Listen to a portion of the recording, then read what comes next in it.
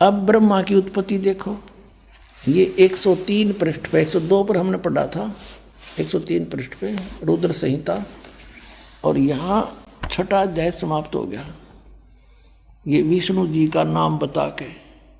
और अब हम यहाँ आगे 7वां अध्याय, ब्रह्मा जी बता रहे हैं आगे। ब्रह्मा जी कहते हैं देव से नारद को बता रहे हैं, तत्पश्चात कल्याणकारी परमेश्वर सांब सदाशिव ने काल ने दुर्गा के साथ जैसे विष्णु उत्पन्न किया, पूर्ववत पर प्रयत्न करके मुझे अपने दाहिने अंग से उत्पन्न कर दिया। अपने आत्माओं, यहाँ ये अनुवाद करता शर्मा गया, शिव जी का पुजारी होगा कि शिव जी की उत्पत्ति कैसे दिखाऊं, यहाँ तक कर गया गोलमोल। और दिखाएंगे आपको, कहते चोर चुरावे तुमबड़ी वो गड्ढे पानी में, वो गड्ढे हुआ ऊपर आवे न सच्चाई छनी ना। अब देखो यही रुद्र संहिता हम पढ़ रहे हैं, और ये संक्षिप्त शिवपुराण 110 पृष्ठ पे यहाँ लिखा है कि इस प्रकार ब्रह्मा विष्णु तथा रुद्र इन 3 देवताओं में गुण हैं, परंतु शिव गुणातीत माने गए हैं। अब ब्रह्मा विष्णु रुद्र यु शंकर, ये तो हो गए 3, अरे इन तो चौथा यु, इन मत गुण है रजगुण ब्रह्मा सतगुण विष्णु तमगुण शिव शंकर, और यो शिव कहते गुणातीत माने गए। अब गए ना 4 हो गए बड़े यहाँ पर, और अच्छा कंसेप्ट क्लियर होगा, दिखाते हैं आपको। इसी शिवपुराण के 24-25 पृष्ठ पर आपको दिखाते हैं। एक समय ब्रह्मा जी और विष्णु जी का इस बात पर युद्ध हो गया। ब्रह्मा जी को भ्रम था कि मैं सृष्टि उत्पत्ति करता हूँ, विष्णु जी को भ्रम था कि मेरे नाभि कमल से ब्रह्मा की उत्पत्ति हुई है, जो मेरा पुत्र है। इससे बात पर कहा सुनी युद्ध हो गया कि तू मेरा बेटा, उन्होंने कहा मैं तेरा बेटा। उस समय इस काल भगवान इनके पिता ने इनके बीच में एक शिवलिंग खड़ा कर दिया, तेजों में स्वतंभ। तो ये युद्ध छोड़ के उसके और छोड़ जानने लगे। फिर इनको वो खुद आ गया, शिव रूप में प्रकट हो गया। इसने प्रतिज्ञा कर रखी है कि मैं अपने वास्तविक रूप में कभी किसी को दर्शन नहीं दूंगा। किसी को अपने पुत्र शिव के रूप में, किसी को ब्रह्मा के रूप में, किसी को विष्णु के रूप में दर्शन दे जाता है।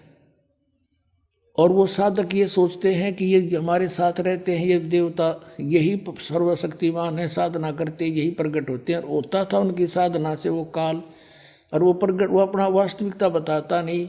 7वें अध्याय के गीता जी के 24 और 25 में कहा है कि मैं अपनी योग माया से छुपा रहता हूँ, ये मेरा अटल गठिया अनुत्तम विधान है, मैं कभी किसी के समक्ष नहीं आता।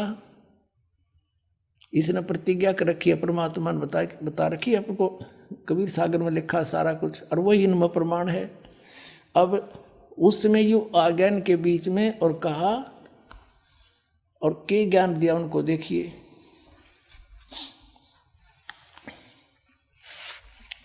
ये है विद्वेश्वर संहिता संक्षिप्त शिवपुराण पृष्ठ 24 पे। ये है वो शिवलिंग, यानी सतम, तेजों में सतम ब्रह्मा और विष्णु के बीच में खड़ा कर दिया।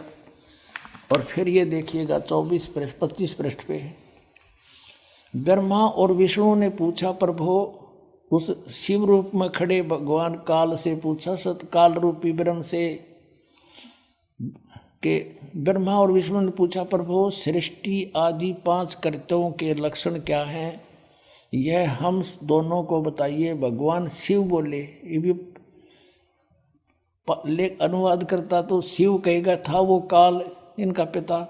मेरे कर्तव्य को समझना अत्यंत गहन है, तथापि मैं कृपापूर्वक तुम्हें उनके विषय में बता रहा हूँ। आगे देखो, अब 26 पृष्ठ पे कंसेप्ट क्लियर हो जाता है। ये 26 पृष्ठ पे शिवपुराण का, यहाँ देखिएगा।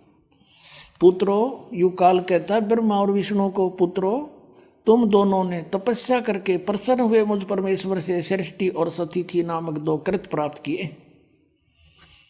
और ये दोनों तुम्हें बहुत प्रिय हैं। इसी प्रकार मेरी विभूति स्वरूप रुद्र और महेश्वर ने, ये ने है, मैं नहीं है, दो अन्य उत्तम कृत्य संहार और तिरोभाव मुझसे प्राप्त किए हैं। अब ये देखो, ब्रह्मा विष्णु महेश हो गए दोनों, ब्रह्मा और विष्णु, और दो ये रुद्र और महेश्वर हो गए, और पांचवा यू बोलनिया जो इनको पुत्र कह है, और परंतु अनुग्रह करते दूसरा कोई नहीं पा सकता। अनुग्रह यानी कृपा नहीं कर सकते तुम, कोई भी नहीं कर सकता, जो जैसा करेगा उसे भरना पड़ेगा। अब यहाँ फिर क्लियर हो जाता है कि ये काल है, ब्रह्म है, जिसने गीता बोली थी। इसी शिवपुराण के 26 पृष्ठ पे रुद्र संहिता के यहाँ देखना, पुण्यात्माओं कमाल कर रखा है। ये कहता कि मैंने पूर्व काल में अपने स्वरूप भूत मंत्र का उपदेश किया है, जो ओंकार के रूप में प्रसिद्ध है। वह मंगलकारी मंत्र है।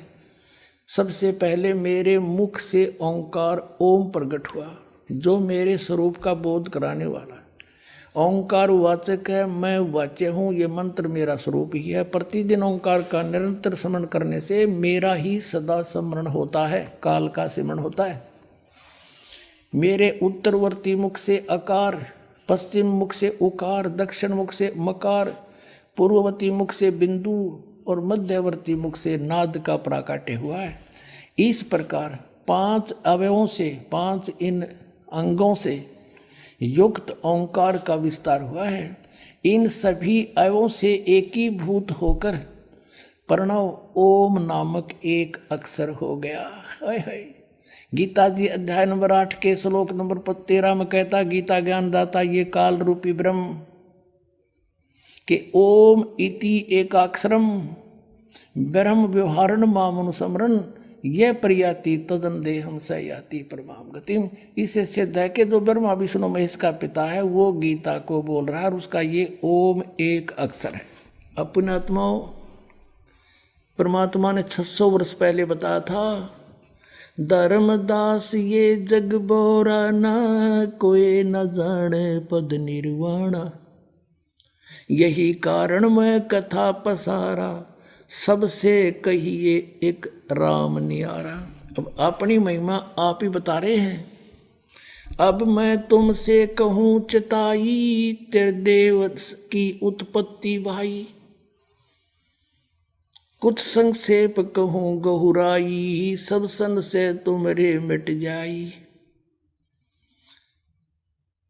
कहते हैं माँ अष्टंगी पिता निरंजन, ये जमदारुण वंशन अंजन। पहले कीन निरंजन राई, पीछे से माया उपजाई।